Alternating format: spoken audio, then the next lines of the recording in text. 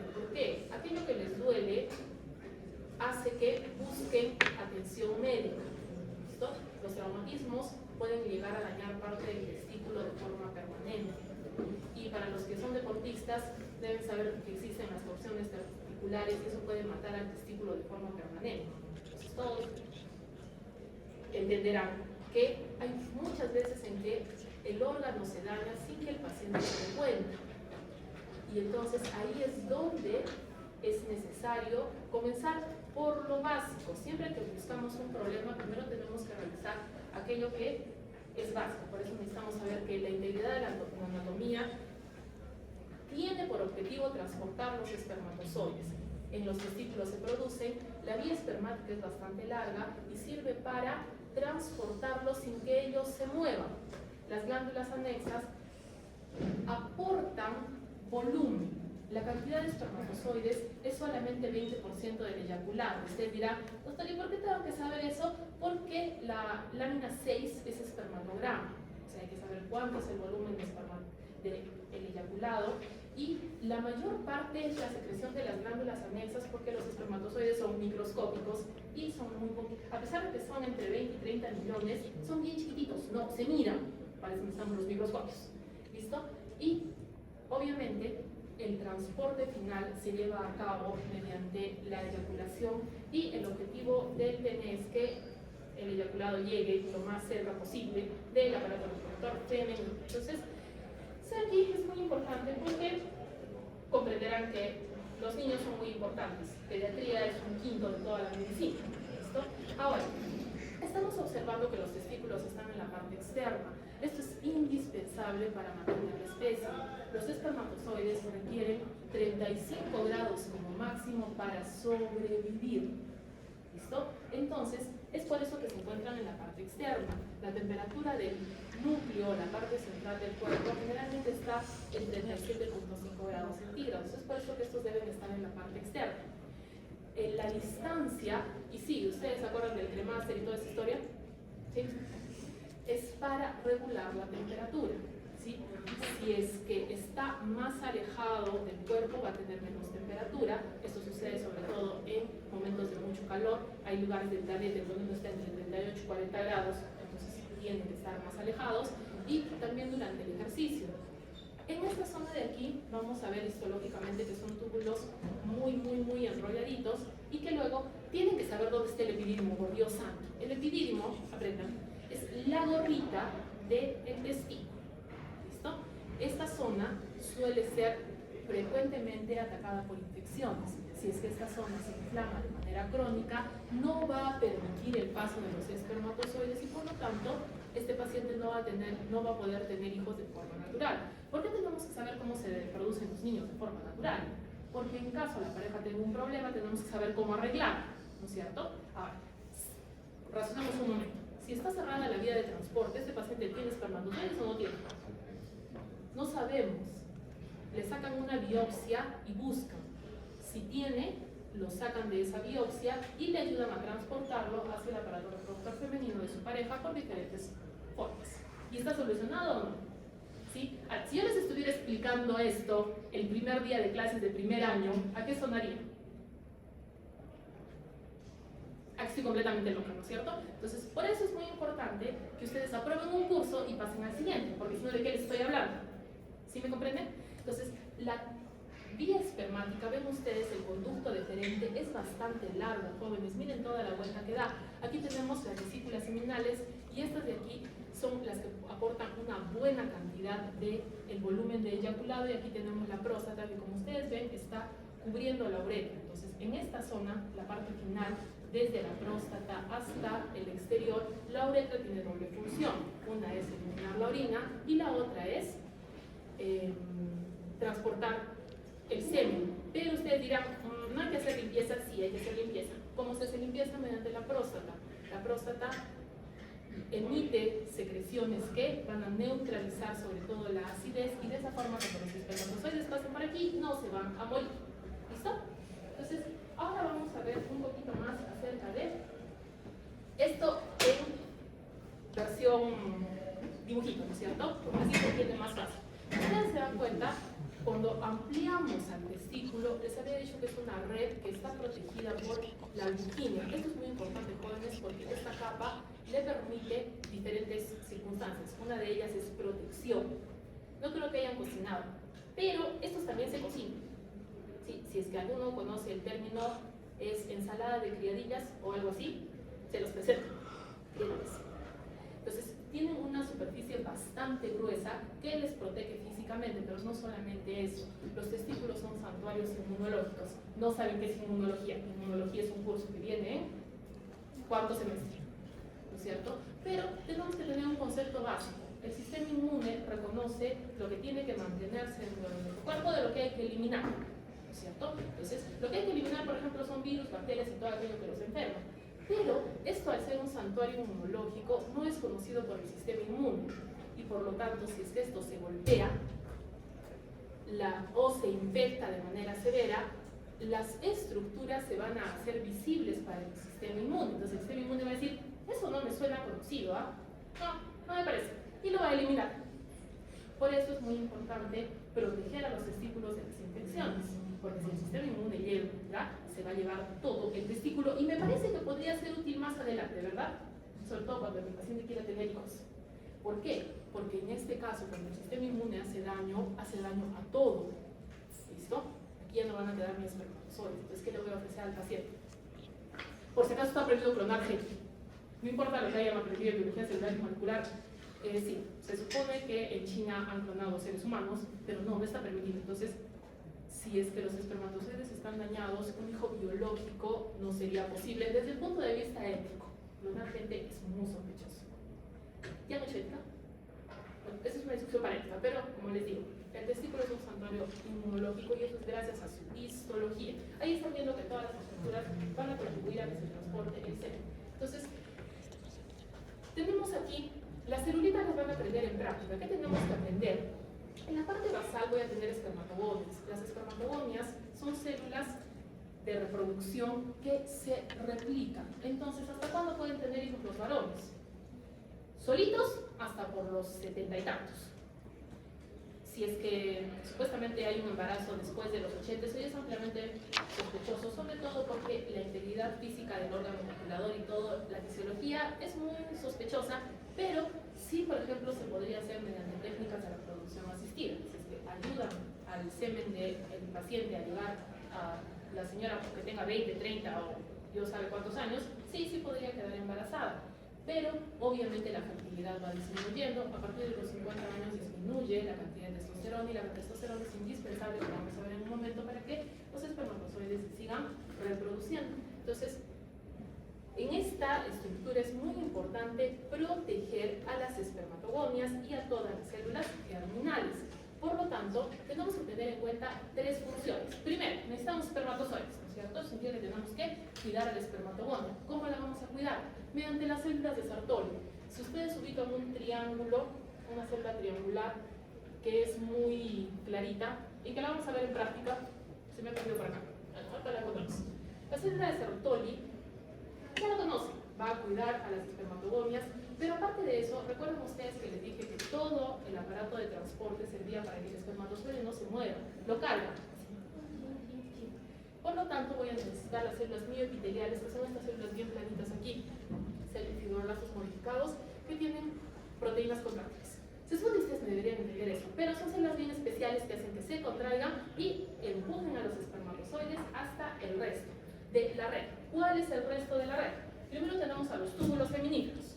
Luego, estos se van a condensar en la red de testis. Estos van a ir a los túbulos eferentes y luego el deferente. Necesito que aprendan eso. Los túbulos eferentes, con E de enano, son una cosa. El túbulo deferente es otra cosa. Eso va a ser muy importante si se fijan, la semana 16, cuando les explique cuál es el origen de cada uno. Pero bueno, entonces en la luz vamos a ver que ahí vamos a ver los espermatozoides. ¿Cuáles les dije que eran las células Sertoli? Eran las que cuidaban a las espermatogomias y espermatozoides. Los tipos de células vamos a ir viendo en práctica. Jóvenes, aquí hay que trabajar juntos. Es tanto que ustedes dirán, parte de esto es porque dicen, no, fue una queja muy interesante. no hemos hecho el ciclo desde espermatogonia a espermatozoide en teoría. ¿Y qué cosas he hecho en práctica? Ah, no, en práctica también entra. Sí, jóvenes, todo entra. ¿Sí? Entonces a veces yo les voy a decir, esto hemos hecho, ustedes me van a decir no, pero todos han hecho práctica, o están haciendo, ¿no es cierto? Entonces, son circunstancias que tienen que complementar. Me parece que ustedes las conocen como células nodrizas. Sí, también es apropiado, sino que hay que tener en cuenta algo muy importante. Estas de aquí son parte de la barrera hematotesticular. ¿Se acuerdan que les conté que el sistema inmune no es capaz de atacar? Lo mismo, algunas sustancias, algunos fármacos tampoco van a llegar, pero no, obviamente. La barrera hematotesticular son un par de celulitas de Sertoli. Parte de la barrera es que se están dando la manito. Comprenderán que si eso es bien microscópico, ayuda, pero no es 100% efectivo, ¿no es cierto? Jóvenes, las células, las gónadas se comienzan a formar a partir de la 7ª semana. Para la 8ª o 9ª semana, ya las células de Sertoli están produciendo la sustancia inhibidora mulleriana. Jóvenes, esto es indispensable, grábenlo en su cabeza. Todos los fetos son igualitos hasta la semana 8. Igualitos. Ahí no se sabe si es niño o es niña. ¿Por qué? Solamente en el caso de que el cromosoma Y se exprese, van a aparecer las células de Sertoli, y estas células de Sertoli van a producir la sustancia antimulleriana y van a inhibir todo lo que corresponde al sistema reproductor femenino. Ustedes dirán, moment, pare. Todos los bebés hasta las 8 semanas tienen aparato reproductor femenino y masculino. No. Las estructuras iniciales no saben si es femenino o masculino, todavía no les han avisado. Entonces son idénticas. Cuando ya se sabe si va a ser femenino o masculino, algunas de estas estructuras desarrollan de una forma y cambian, otras que no se necesitan se hacen muy pequeñitas y quedan como pequeñas estructuras que son vestigos. ¿Entendido? Entonces hasta la 8ª semana estamos en etapa indiferenciada. No le han avisado, es sorpresa también. Hay una fiestita donde les dicen, ay, tenemos cromosoma Y o tenemos cromosoma X. Hacen una fiestita y luego comienza la diferenciación sexual. ¿Entendido? Ahora, ABP es la proteína fijadora de andrógenos. Jóvenes, yo particularmente y todos en general estamos a favor de que aprendan los acrónimos en inglés, porque estar traduciendo es improductivo. Los artículos científicos utilizan los acrónimos en inglés. Entonces, justo creo que estamos en inglés es en este, el próximo semestre. En este, muy bien. Es Androgen Binding Protein, la proteína fijadora de andrógenos. ¿Y por qué? Porque la testosterona es una hormona. Deben tener como concepto de hormona una sustancia que circula por la sangre, se produce en un lado y trabaja en otro. ¿Ese es su concepto de hormona? Si no, apúntenlo. Ese debe ser su concepto de hormona. Bajo esta teoría, todo el cuerpo tendría la misma cantidad de testosterona. Claro, estamos hablando de un hombre, ¿verdad? Sí. ¿Qué es lo que hace la ABP? Atrapa toda la testosterona y de esa forma hay una gran concentración de testosterona en las células de Sertoli. Jóvenes, la testosterona es indispensable para que las espermatogonias, que son las células germinales de los varones, sobrevivan.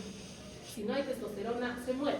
O sea, ¿qué pasa si es que un varón inhibe la testosterona de su cuerpo mediante pastillas? Sus espermatogonias.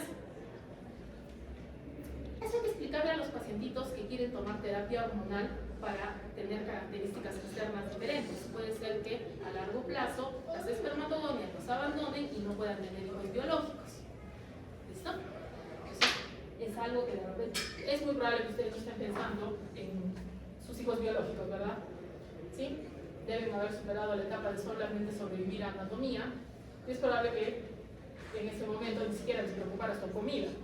Por lo tanto, es probable que su paciente también no esté al pendiente de que para los 35 años aproximadamente es probable que diga, ay sí, no, y los hijos biológicos, ¿para qué hacemos? Entonces, por eso es muy importante entender estas cosas. La actina la produce la célula de Sertoli para que los espermatozoides se mantengan reproduciéndose, y la inhibina va a inhibir la FSH. Jóvenes, yo sé que FSH significa, ¿dónde comenzamos? ¿Por allá? Sí, ¿no es cierto? Hola, Alfonso. FSH, ¿qué significa? Ya, o sea, yo acabo de decir que los hombres tienen una hormona que estimula los folículos y todos están de acuerdo. ¿Sí? Aquí no es donde ustedes se ofenden. Entonces comenzaremos con todos los varones. ¿Necesitarán un folículo estimulante? Ahora van a iniciar su campaña de que esto es discriminación y maltrato. La hormona folículo estimulante se descubrió en las damas y de ahí toma su nombre, pero su función es indispensable en los varones. La folículo estimulante va a ser quien ayude a que las espermatogonias y las células germinales se mantengan reproduciéndose. O sea que si es que los varones no tienen folículo estimulante, no producirían espermatozoides tampoco. Ahora, es poco frecuente que los varones tengan daño en la folículo estimulante. Generalmente funciona bastante bien, no se les bloquea, y por eso es que no suele ser una causa frecuente de infertilidad. Entonces tenemos que ir pensando, ¿para qué estoy aprendiendo esto? Estoy aprendiendo esto porque tengo que decirle a mi paciente, imaginario obviamente, dentro de 4 semanas, ¿por qué no puede tener hijos? ¿No es cierto? Y ese paciente va a tener preguntas muy interesantes que ustedes tienen que responder. Entonces, habíamos dicho que el túbulo seminífero estaba protegido, cerrado por las células mioepiteliales, pero ¿ven este túbulo seminífero? Aquí están parte de las espermatogomias, aquí están las células mioepiteliales, y el siguiente túbulo seminífero está por allá. En cambio, en la parte central, en el espacio intersticial, vamos a tener montones de células, son hasta 5 variedades, no les hacemos aprender más que una, ¿sí? Para que no vengan a decir que es complicado. Su libro tampoco las menciona, no se preocupen. Eso van a aprender los chicos que sean anatomopatólogos, eso sí saben un montón de células, de aquí a mucho tiempo. Entonces, estas de aquí son indispensables ¿para qué?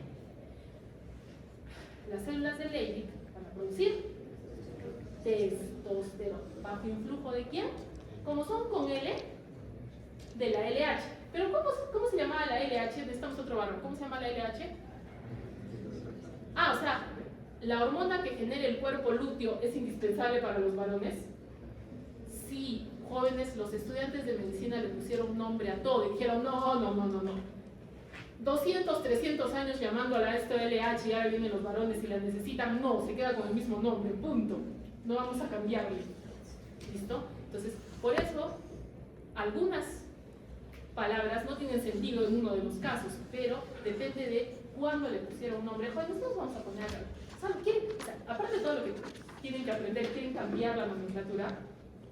No, nos quedamos así, ¿no es cierto? Entonces, miren ustedes, la hormona luteinizante es indispensable. ¿Para qué cosa?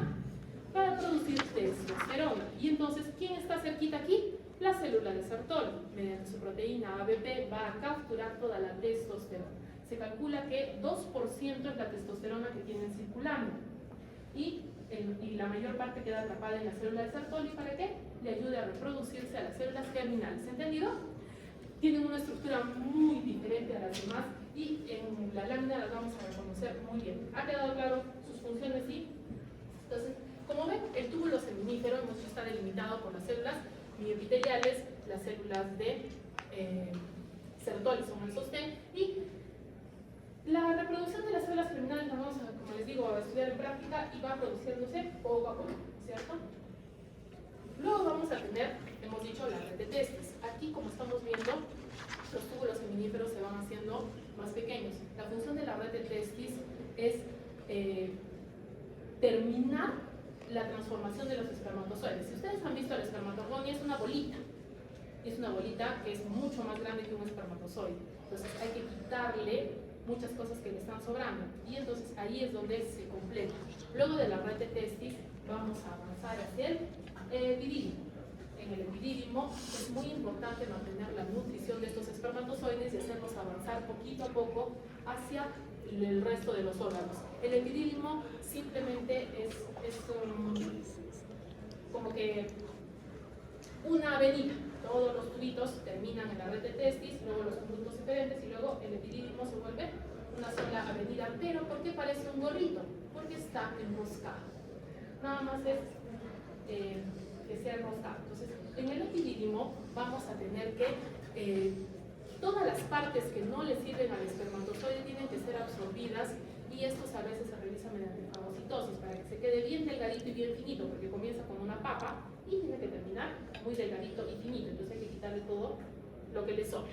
¿Listo? Pero aparte de eso, las glucoproteínas, el ácido ciálico y otros componentes le van a permitir al espermatozoide sobrevivir sin obtener comida. Es como que estira la manito así, porque ya no hay células de Sertoli que lo alimenten. Estira la manito y le pasan comidita. Entonces él se mantiene ahí simplemente que lo transporte, ¿no es cierto? Está ahí yendo de paseo. Luego vamos a tener el conducto deferente. Si ustedes se dan cuenta, la histología ha cambiado. Simplemente por la luz se van a transportar los espermatozoides, pero todo esto es músculo liso. Este músculo liso es obviamente involuntario, como me deben haber puesto en el examen, y esto va a hacer que se transporte. En esta zona el transporte llega a ser muchísimo más rápido que en otras para que la eyaculación sea Luego tenemos la vesícula seminal, que hemos visto que es una glándula anexa, es más que todo como una bolsita con otras pequeñas protrusiones de epitelio, donde vamos a tener sobre todo una secreción rica en nutrientes y también en hormonas. Y aquí es muy importante aprender esto. La fructuosa, que como recuerdan de bioquímica es un azúcar, va a ser un índice de salud del semen, porque esta va a permitir que el espermatozoide, si es que hay una buena cantidad de fructosa aportada por la vesícula seminal, significa que los espermatozoides tienen acceso a una fuente de energía que les va a permitir nadar posteriormente. Entonces, muy importante medir la fructosa. Las prostaglandinas son indispensables para el movimiento del resto de la vía espermática. Las prostaglandinas van a hacer que se contraiga el músculo liso, ayudando también a la eyaculación. Es por esto se puede hacer fluorescencia de flavina. No sé si han visto, ¿cómo se dice?, series de asesinato, ¿sí?, donde ponen la luz en la sabanita como el cuarto oscuro. Es porque los patrones de fluorescencia del semen son diferentes. Muchas de las secreciones florecen, pero el semen florece de forma particular, y de esta forma también puedes saber que secreción en alguna tela o en alguna otra cosa, pero en el caso del estudio fisiológico, los patrones son distintos, pero eso es indispensable. ¿Para qué? Para saber que el semen tiene la capacidad de eyacular. Luego tenemos a la próstata, como ustedes están viendo, las glándulas se comunican directamente con la uretra prostática, no es un tubito, está prácticamente cerrado. Entonces estas glandulitas van a generar una secreción, sobre todo bastante básica, para cambiar el pH y que no se mueran las celulitas. pH normal, ¿ya saben cuánto es el pH normal? 7.4. Vamos a aprender 7.4 como pH fisiológico, porque 7 es el pH neutro. Jóvenes, la orina que estaba saliendo de la vejiga hace un momento tiene un pH de 5. ¿Qué creen que le pasaría a un espermatozoide de pH 5? Ahí se muere, muy bien. Entonces, si es que eso sería muy correcto para el pobre espermatozoide. En la secreción prostática más o menos tiene un pH de 8.5-9, entonces al eliminarse antes de la eyaculación va a hacer que todo el trayecto se neutralice y cuando pasen los espermatozoides pasen por pH 7 sin morirse, ¿no es cierto? Uno que otro pobrecito se encontrará algún pedacito de pH 5 y se morirá, por eso necesitamos varios millones porque se van a ir muriendo. ¿Listo? Entonces, las glándulas prostáticas, como estamos viendo aquí, están bien juntitas y van a trabajar permanentemente. Es por eso que es muy frecuente que la próstata crezca, y para los varones cuando tienen como 60 años tengan hipertrofia benigna de próstata, porque es uno de los precios a pagar, porque la función reproductiva sigue existiendo por más tiempo. ¿Listo? Entonces, en el pene y la uretra vamos a ver que el cuerpo cavernoso y el cuerpo esponjoso van a ayudar a que transporte los espermatozoides en el último tramo para dejarlos lo más cerca posible del aparato reproductor femenino. Esto ya lo han visto, ¿no es cierto? Y entonces ahora lo que les estaba contando. Sí, a alguien le dio pereza cambiarle el nombre. Las hormonas se nombraron por las mujeres y se quedaron con el mismo nombre para los hombres, así que se aguanta. ¿Listo? Muy bien. Entonces, nosotros en primer lugar necesitamos al hipotálamo. El hipotálamo es parte del sistema nervioso, el hipotálamo es una parte del cerebro. Entonces, este va a producir GnRH que va a estimular a la hipófisis. Estoy diciendo, doctor, eso está muy rápido, porque tengo que saber, por eso me aprendí en histología. Y si no, les voy a hacer sacar el libro. ¿Sí? ¿Quién saca el libro? ¿Por qué? Bueno, no importa. Entonces, la hipófisis va a producir de forma continua LH y FSH. Pero para que no trabaje la pobrecita, tenemos en primer lugar la inhibina, que va a regular la FSH, y la testosterona. Entonces son ciclos distintos. ¿Cómo inhibes LH? Con la cantidad de testosterona para que no se te pase. Hay que darle un respiro a la hipófisis. Y la inhibina va a inhibir la FSH. Ambas son indispensables. Recuerden ustedes que la FSH va a actuar en las células de Sertoli y la LH en las células de Leydig, ¿no es cierto? La testosterona se va a producir en las células de Leydig y gracias a la célula de Sertoli y su proteína ABP se va a acumular en estas para asegurar que estas que son las rojitas, que son las células germinales que comienzan en espermatogomia y terminan en espermatozoides, se mantengan vivas. ¿Listo? Pues por eso es indispensable la integridad del sistema. ¿Preguntas?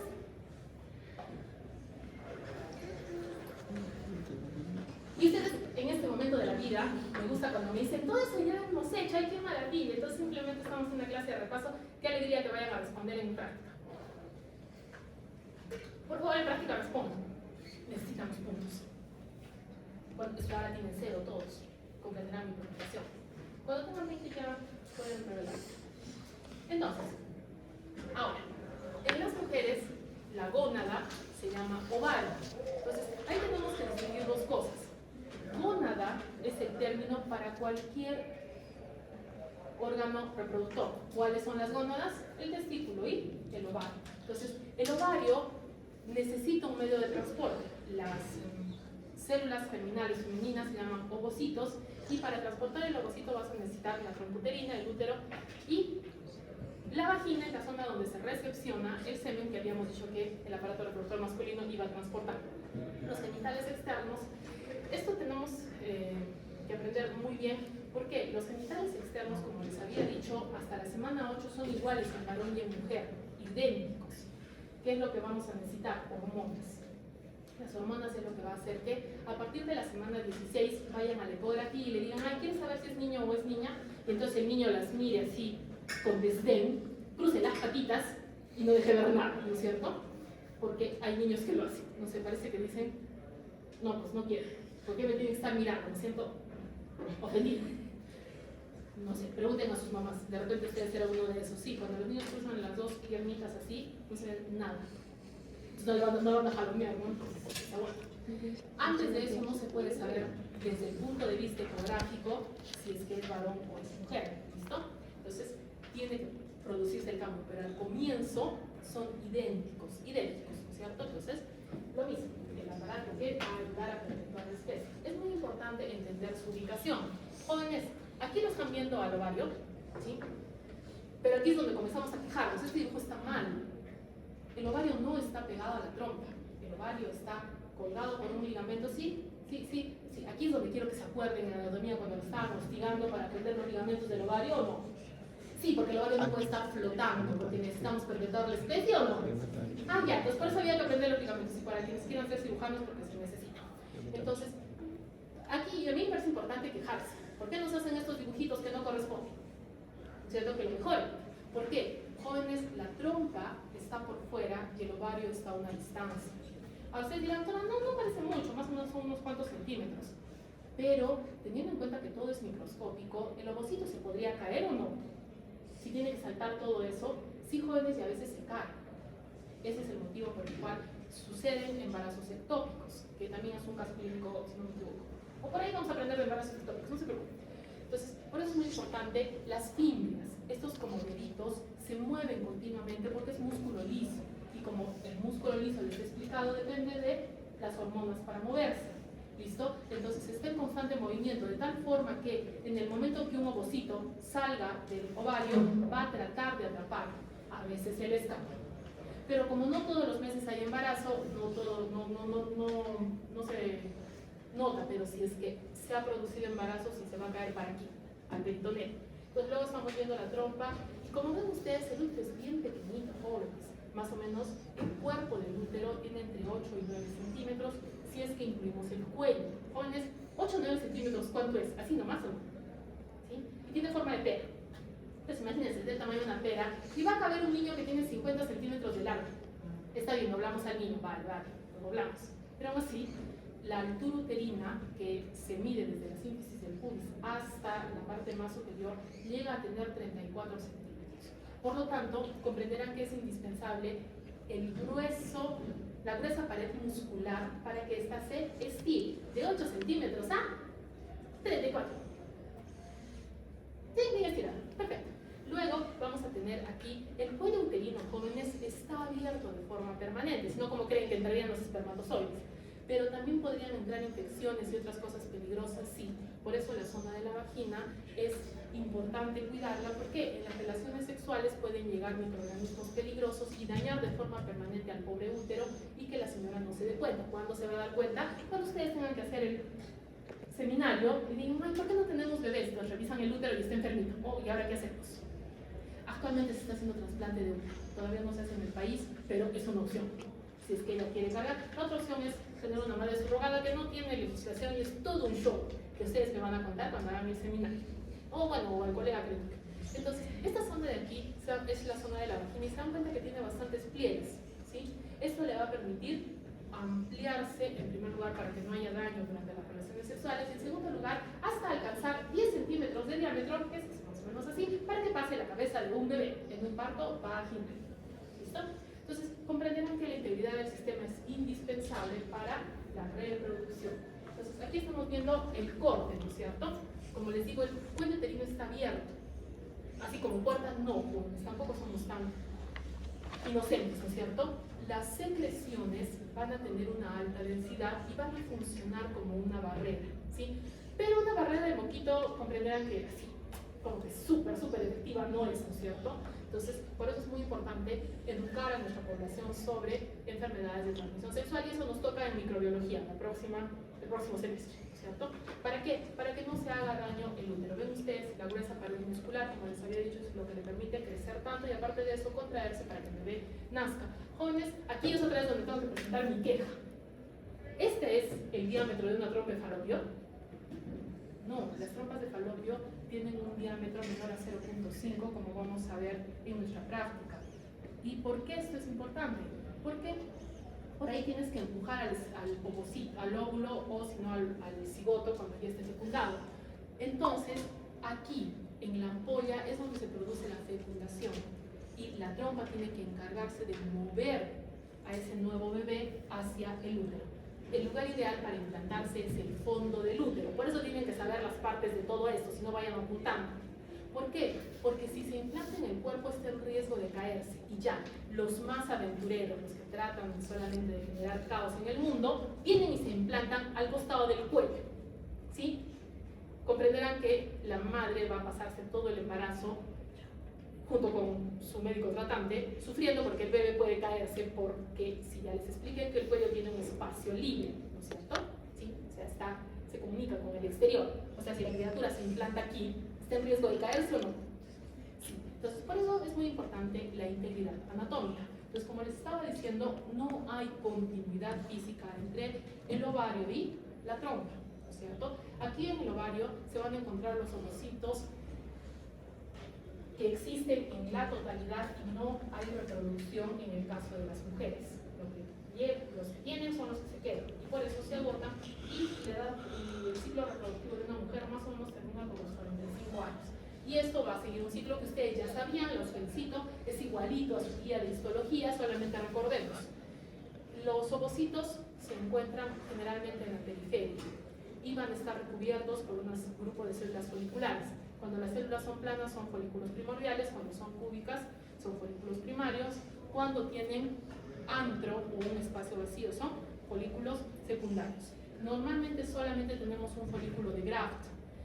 No le decimos folículo terciario porque no todos llegan. O sea, ustedes van a pasar de primero a segundo a tercero, ellos no, solamente escogen a uno. El que tenga mayor desarrollo va a ser el folículo de Graft y va a ser el único que ovule. Pero ustedes han visto que hay varios que están activos, porque eso es indispensable para poder mantener los ciclos hormonales. El estrógeno se produce aquí, en la granulosa, y por lo tanto, para aumentar el estrógeno tenemos que tener mayor cantidad de folículos. Entonces, más o menos, en una sola ciclo de ovulación se pueden activar entre 20 y 35 folículos. Eso va a ser importante para cuando hagamos los cálculos. ¿Por qué? Dependiendo de cuántos folículos te quedan, es la edad reproductiva que te queda. Ustedes tienen, digamos, 20, ¿no es cierto? Entonces, si calculamos más o menos cuántos folículos tienen y cuánto se van a activar cada mes entre la menstruación, podemos calcular cuántos años más pueden esperar para tener un bebé. Pero si su paciente llega con 50 años y le dice que quiere tener un bebé, ¿qué probabilidad? Es posible que quede algún folículo. Le vamos a decir, ay sí señora, ¿no se va a embarazar de forma natural? No, vamos a colectar los folículos y ayudarle de otra forma. Jóvenes, actualmente hay damas que quieren quedar embarazadas. Me parece que con trabajo hormonal y células propias estamos en 54 años. Pero se requiere pues de terapia, se requiere de procedimientos y todo lo demás.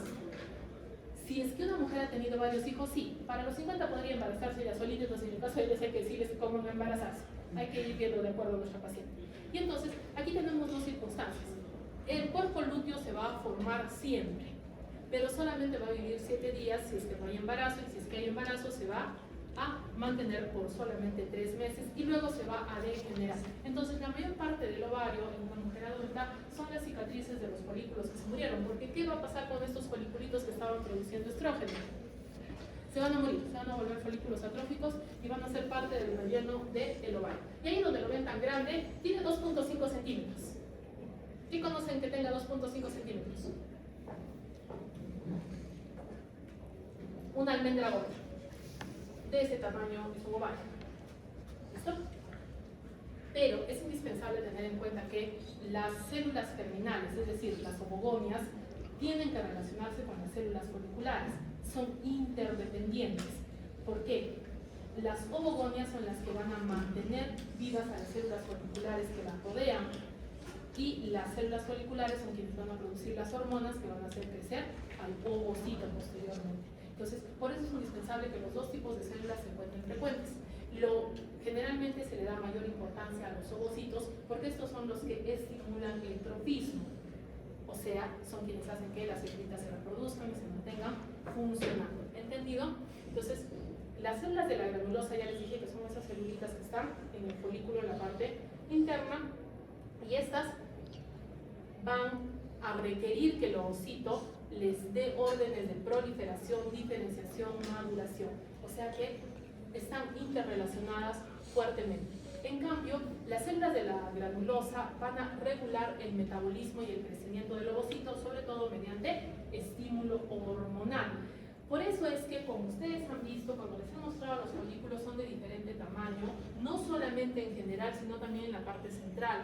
El ovocito va creciendo, no descaradamente, pero sí va creciendo un poco, porque necesita tener espacio suficiente para generar dos células, como vamos a ver posteriormente, ¿no es cierto? Entonces, de manera muy semejante, la activina va a ayudar a la FSH. De aquí es que recibe el nombre, folículo estimulante. La FSH llega desde la hipófisis y activa a varios folículos al mismo tiempo. ¿Y cómo se mejora eso? Mediante la inhibina, y esto va a hacer que de tener una sola capa de células se vuelvan en varias capas de células y se diferencien. Vamos a aprender luego posteriormente todos los nombres que tenemos que aprender ahí. Y aquí también tenemos inhibina. ¿Dónde más teníamos inhibina? ¿Cuál era la función de la inhibina en los varones? También inhibir la FSH, ¿cierto? Entonces, como ustedes, entonces sí es la misma hormona, ¿no es cierto? Y esto va a hacer ¿qué cosa? Que se frene la producción de FSH. ¿Para qué? Para que el ciclo hormonal ahora dependa del ovario, de su propia regulación. Y es por eso que en las mujeres, para evidenciar si es que todo está yendo bien desde el punto de vista de reproducción, sí tienes que hacer dosaje y relación de FSH con LH. Los niveles de estas hormonas son indispensables para ver si es que esta mujer tiene ciclos normales y por lo tanto tiene mayor oportunidad de quedar embarazada. Entonces, como les había dicho, en la parte, el epitelio ovárico, que es la parte más externa, no tiene función, está ahí nomás de alfombra. Entonces, en esta zona de aquí es donde van a estar la mayor parte de folículos. ¿Por qué eso es importante? Porque cuando pongan su lámina de ovario y yo les diga busquen folículos, hay que buscar en el centro o en la periferia. Afuera, ¿no es cierto? Muy bien. Entonces, los folículos primordiales van a ser aquellos que tengan las células planas, ¿sí? Y hemos dicho que va a ser un folículo primario cuando tenga células únicas, que no hay ninguna por aquí.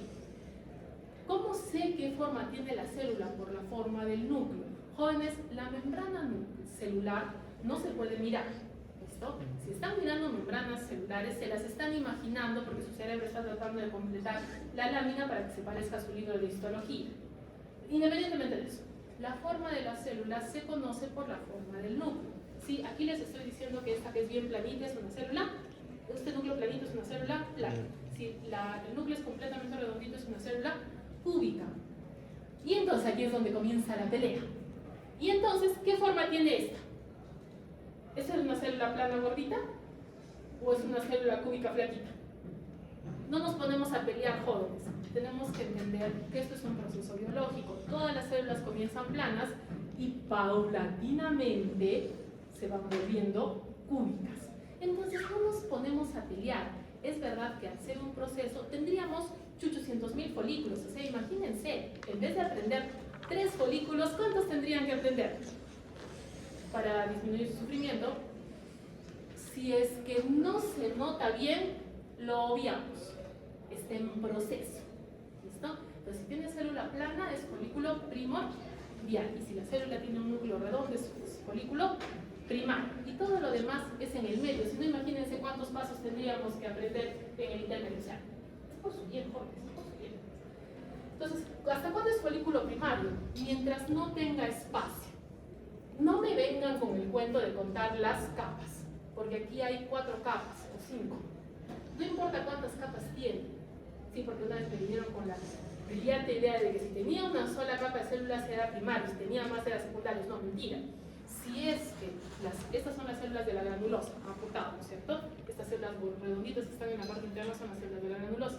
Si es que las células de la granulosa se han separado en cualquier lugar y se está formando un espacio llamado antro, este recién es un folículo secundario. Aquí ven que hay un montón de capas de células. Sigue siendo un folículo primario. ¿Entendido? Muy bien. Como les había dicho, solamente hay un folículo de grafo. Yo sé que su libro dice que es un folículo terciario y que desde el punto de vista lógico sería primario, secundario, terciario. No utilizamos terciario porque, como les había dicho, no todos van a llegar a terciario, solo va a llegar uno, y por eso tiene nombre propio y se llama folículo de grafo. Este de aquí, como ven ustedes, tiene el ovocito de forma excéntrica, o sea, ya está a un ladito, y eso es muy importante, jóvenes. ¿Por qué? Porque todo este espacio va a funcionar como un globito de carnaval, ¿no es cierto? ¿Qué pasa con un globito de carnaval cuando lo pinchas? Estalla. Entonces, todo este líquido va a impulsar al ovocito para que salte hacia las fimbrias de la ampolla de la trompa falopia que les acabo de contar. ¿Ha quedado claro? Muy bien. Posteriormente, todos los folículos, entonces dirán, aquí sí va a ser fácil que lo comprendan. ¿Sí? Estos son folículos primarios. ¿Pueden volverse folículos primordiales? No, las cosas no van hacia atrás. Entonces estos folículos que estaban ayudando a producir estrógenos van a volverse atrésicos. Entonces los folículos atrésicos ya se están degenerando y luego van a quedar simplemente como celulitas de relleno. Y ese va a ser el destino de todos los folículos que no logren ovular. ¿Cuál es el folículo que logra ovular? El que produce hormonas más rápido y por lo tanto buscará la carrera. Entonces, aquí estamos viendo el cuerpo lúteo. ¿Sí? Lúteo significa amarillo, es latín. Pero si ustedes ven, está rojo o no. ¿Por qué? Porque en el momento que se produce la ovulación, se rompen los vasitos sanguíneos y el hecho de que se llene de sangre es muy importante para que se transforme la producción de hormonas. ¿Listo? Esta historia es bastante sangrienta, jóvenes, les contaré. Entonces, el cuerpo lúteo siempre se va a producir después de la ovulación, pero normalmente solamente va a vivir unos días. Y si solo si hay un embarazo, se va a mantener por 3 meses. Y entonces, ¿luego de dónde vienen las hormonas? De la placenta.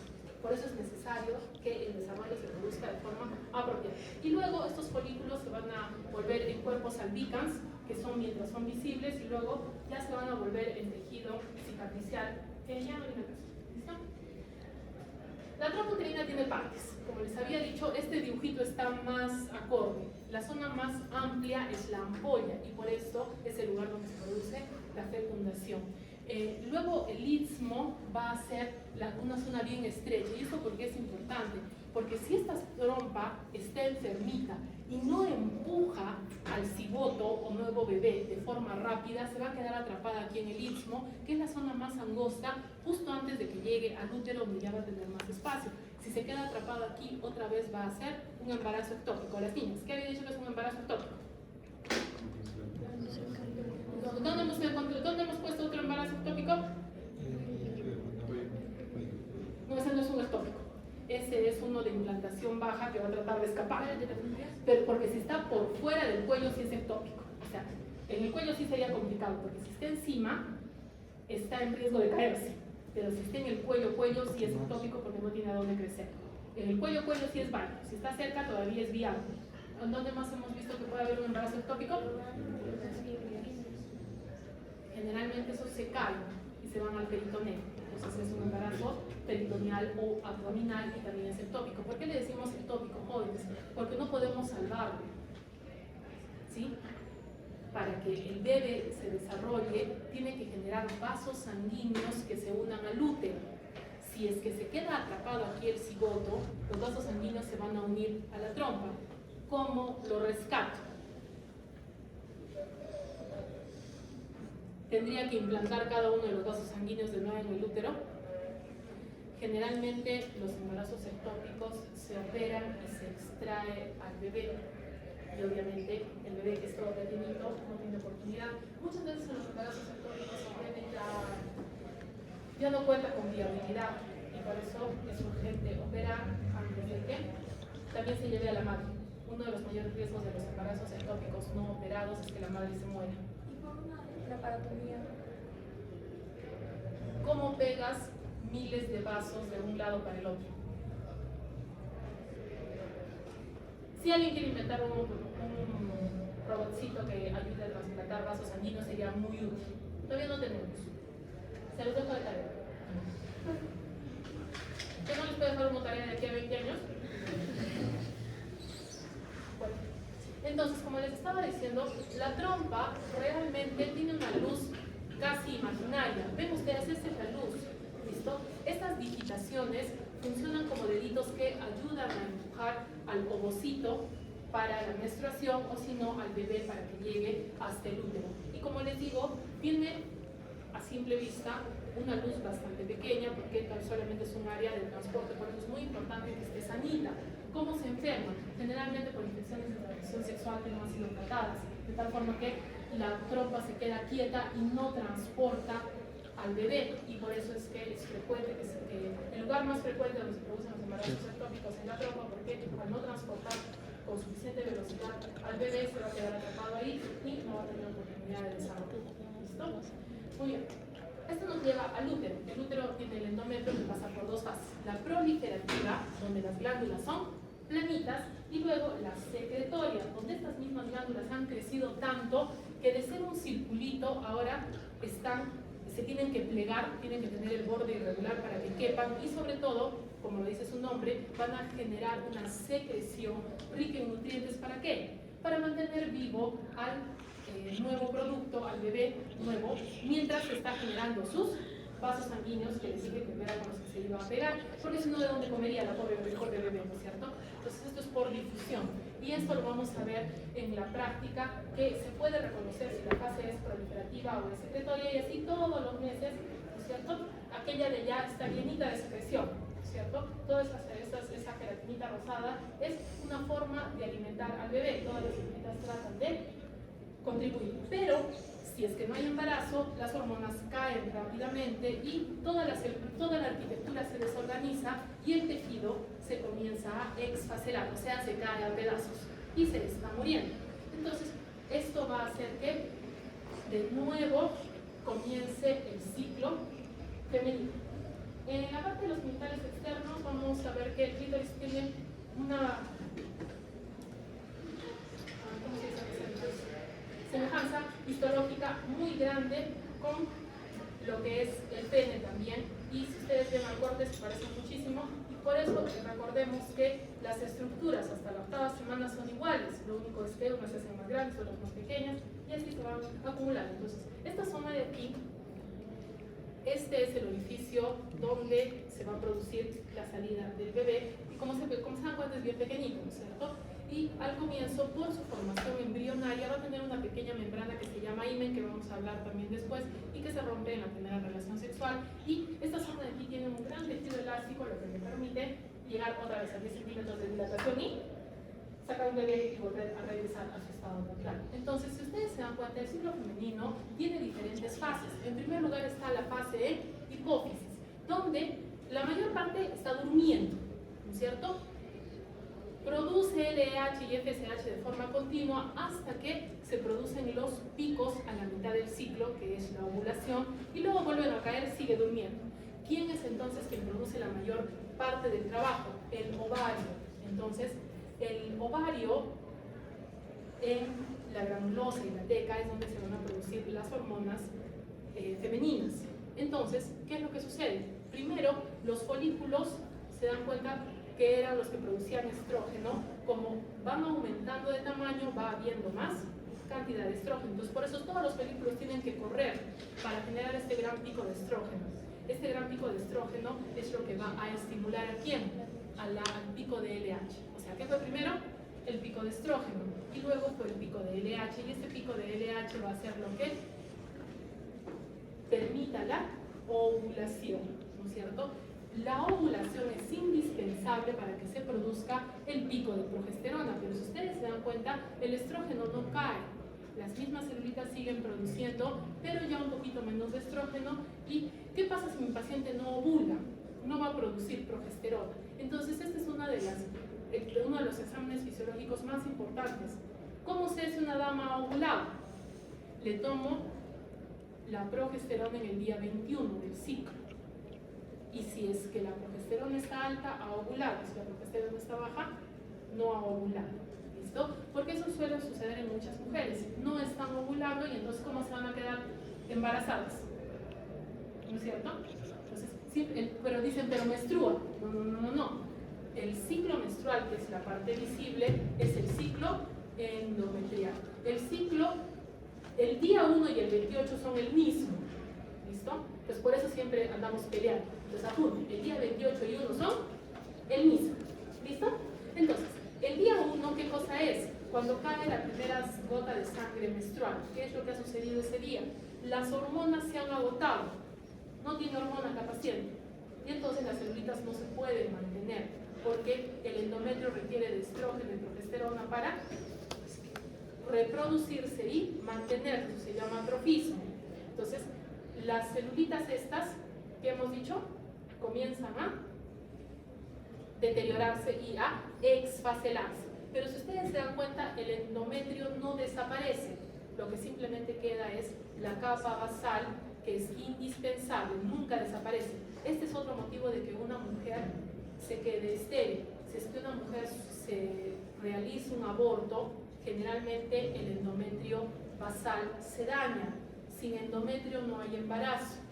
Entonces, por eso también es muy importante promocionar el uso de métodos anticonceptivos, porque si se llega a un aborto, luego, ¿cómo le vamos a explicar que cuando tenga 30 años no puede tener bebés porque no tiene endometrio? Ya existe el trasplante de endometrio, no jóvenes, eso no existe. ¿Podríamos recurrir a un trasplante de útero? Sí, podría ser una opción, pero todavía no se hace en el país, ¿listo? No es un protocolo. Si tienes una dama que te quiere ayudar, está más fácil, ¿no es cierto? Entonces, bajo el influjo estrogénico se produce la proliferación del endometrio. ¿Cómo se llama la fase?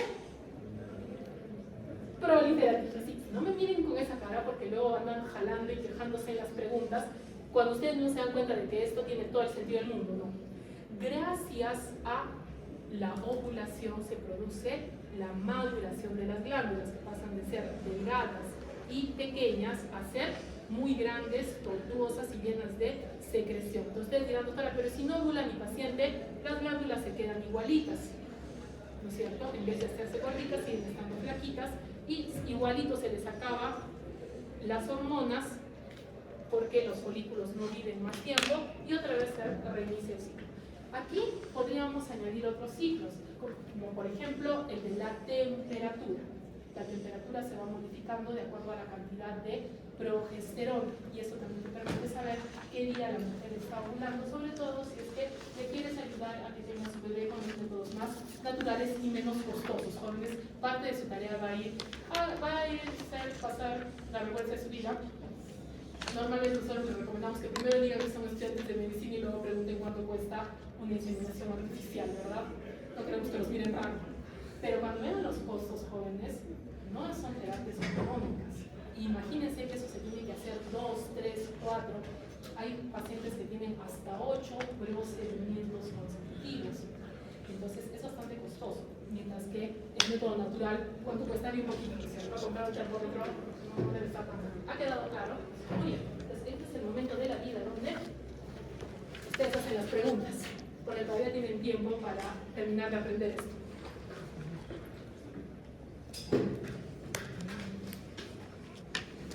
La próxima me parece que la próxima semana vamos a hacer nuestro periodo de evaluación. No lo he confirmado, pero si estuviera examen sería de todo lo que hemos cubierto, que si no me equivoco es todo el capítulo 2 más un pedazo del capítulo 3. Necesitamos un delegado o delegada. ¿Ya han escogido? Muy bien. Jóvenes, reúnanse y no me vengan con la historia de que no los conocen. Volteas, te presentas y ya lo conoces. Solucionado. El delegado o delegada debe escribirme por Teams. Teams es un medio oficial de comunicación, solo ponen mi nombre y aparece. Pero por favor, fíjense que diga docente. Tengo un Teams de estudiante. Cuando escriben al estudiante, hoy no les contesto nunca. Porque superé la época de estudiante, no sé si habrá dado. ¿Sí? Qué bueno. Entonces, ¿está bien? Necesitamos un delegado o delegada que le informará. Es posible